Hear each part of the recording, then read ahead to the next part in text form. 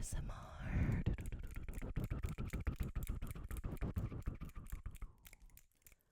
Be in a jar. ASMR.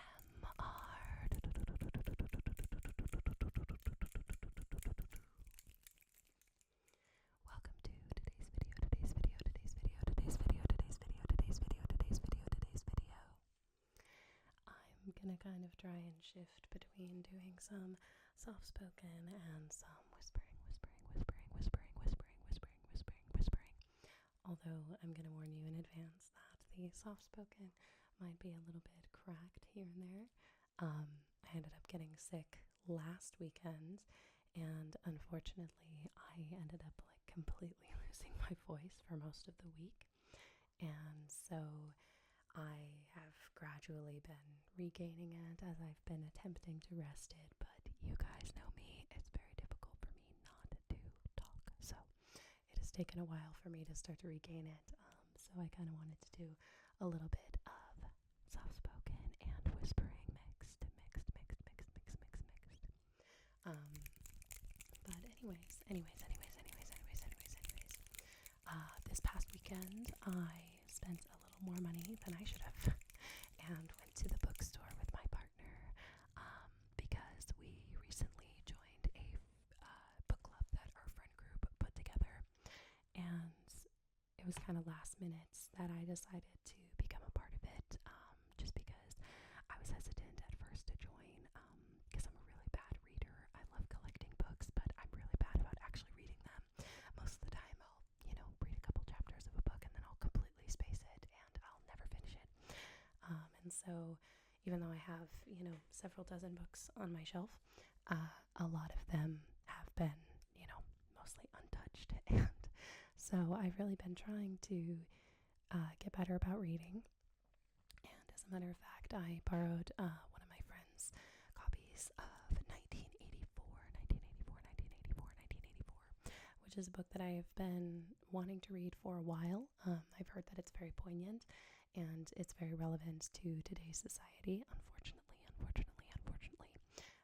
And so I have really pushed myself to actually read it.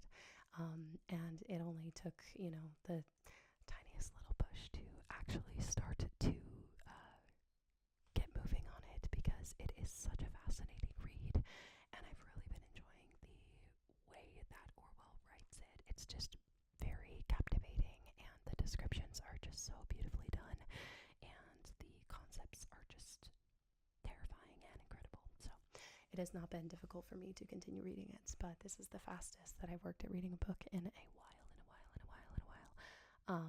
And so anyways, my partner and I are part of this little book club with our friends now, and our read is going to be The Handmaid's Tale,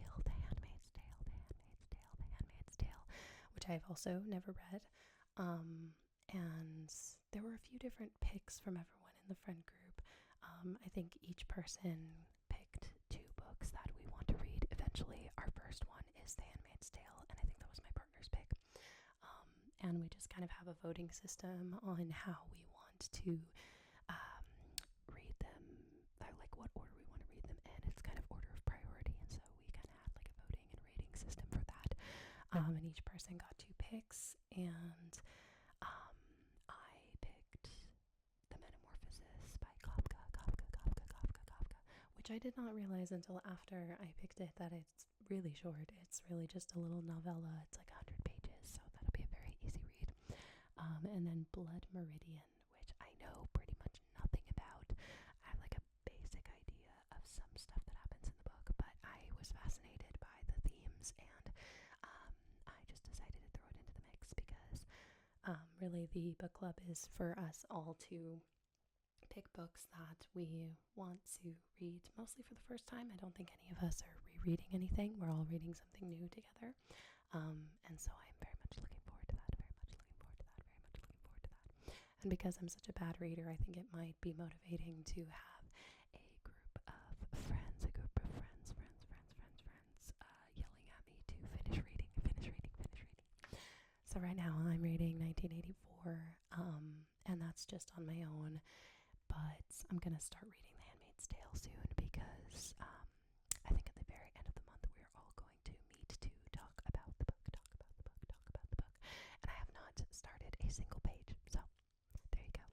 But anyways, I needed to go pick up a copy of it for the book club, and so while I was at a few different bookstores, I did some shopping and picked up a few new copies of some finds, some exciting finds. So, first off, we have 1984. Just because I am borrowing a copy from a friend.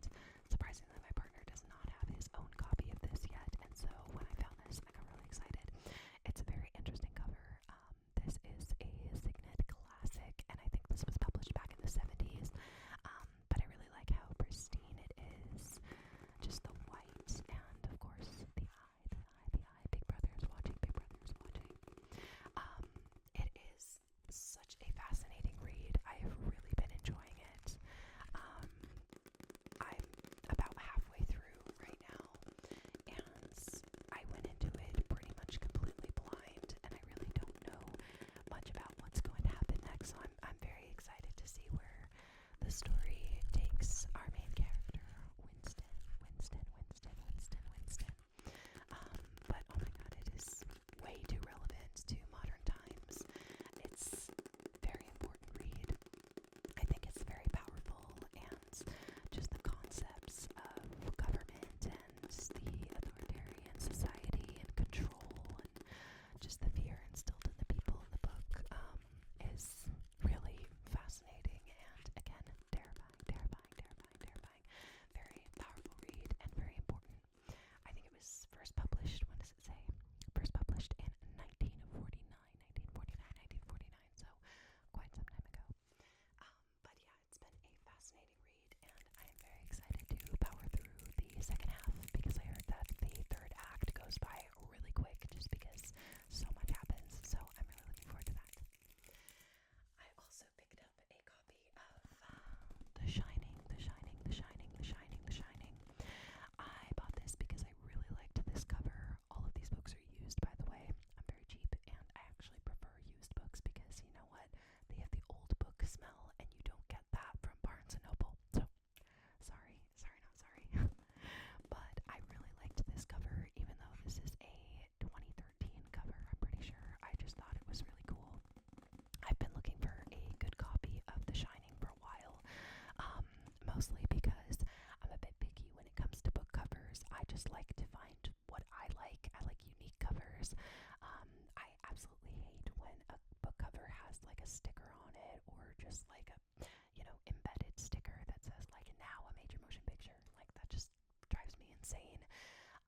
And so I love finding unique artwork and unique copies of these books, especially Stephen King. I'm a bit picky about my Stephen King covers, but I thought this was a cool cover, and I've wanted a copy of The Shining for a while because I have actually read this. I read it quite some time ago.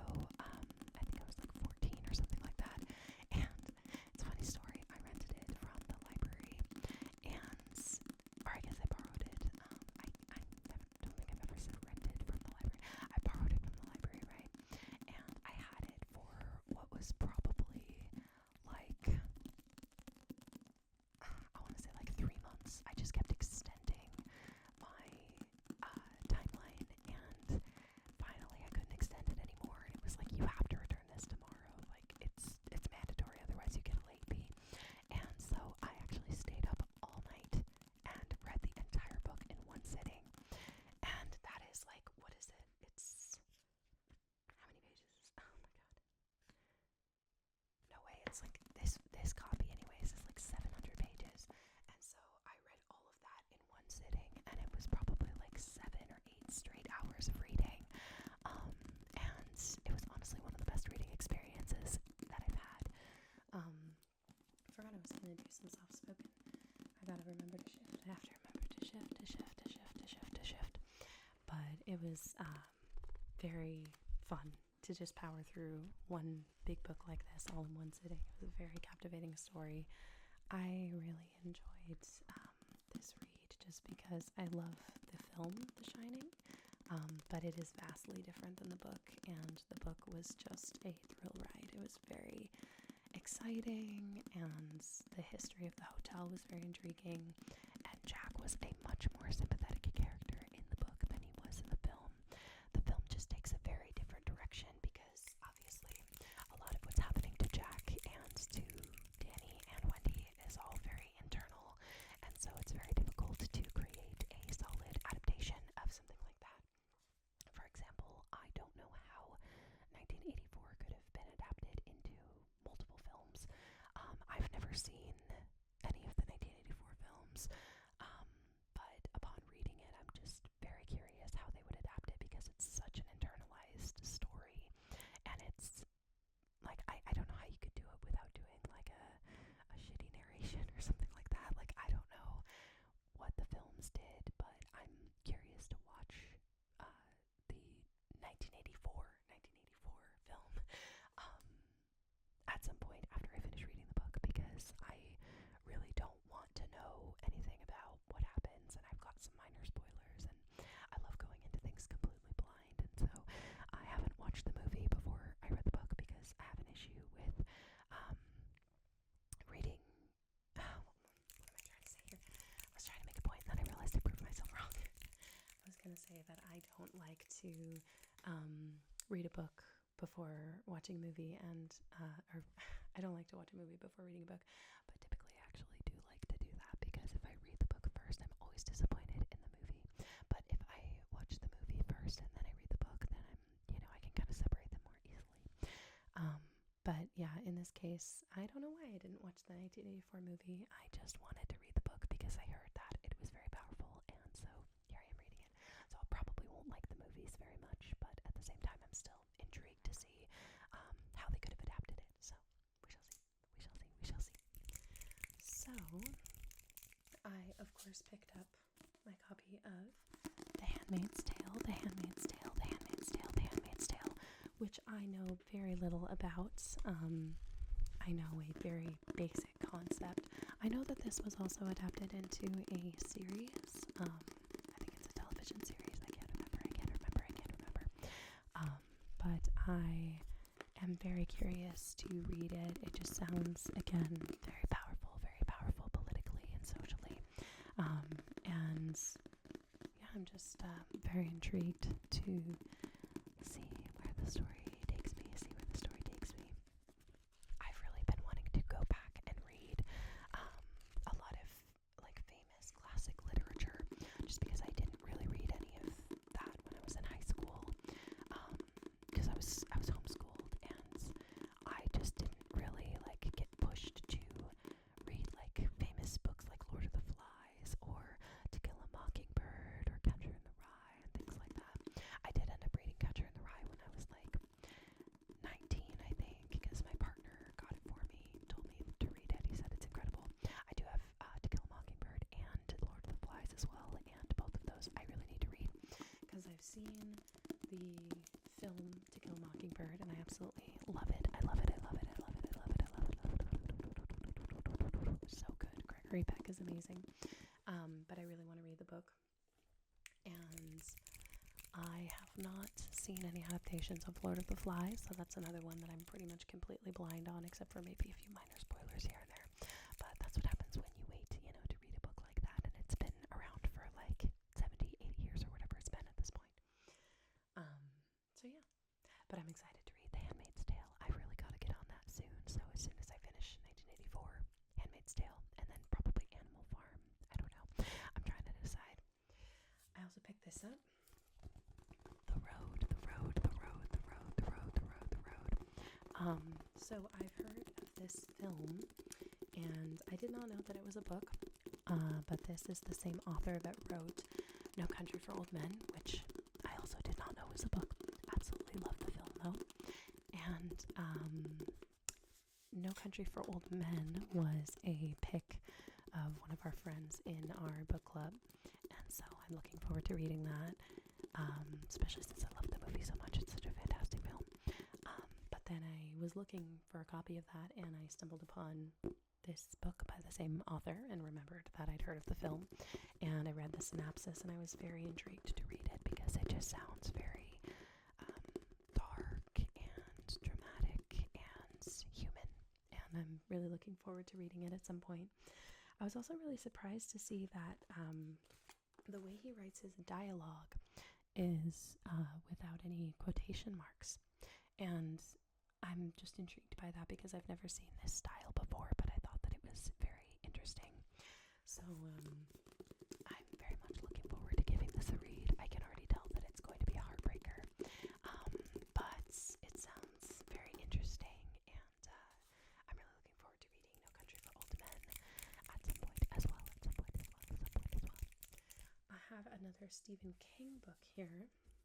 I have a vastly growing Stephen King book collection, even though I've only read like 3 of the books that I own.